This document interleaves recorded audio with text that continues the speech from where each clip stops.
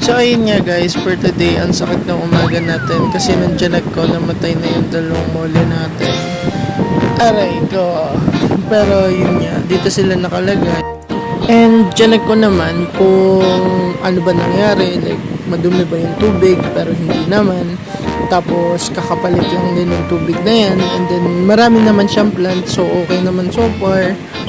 I think naging main issue is siguro masyadong marami yung tubig ko kasi medyo malamig na yung panahon ngayon, no? So, ganun talaga, although masakit, we need to move on. Pero, even though may nawawala sa atin, may pumapalit naman. So, I think, bago mamatay yung dalawa is nakapag-drop sila ng fry, which is kung nakikita nyo dito, medyo maliit lang. But again, dalawa din yan. I don't know kung sakto-sakto na dalawa lang.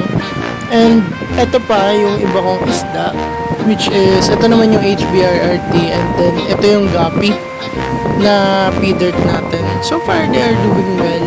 So, healthy sila, malusog sila.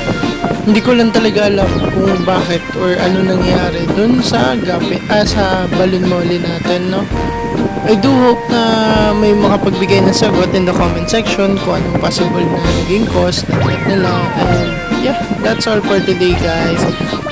Ayun, see you soon, and I hope na patuloy niyo panoodin yung daily updates ko kasi mas marami pa tayong dadating na content soon. Thank you for watching guys, and stay tuned.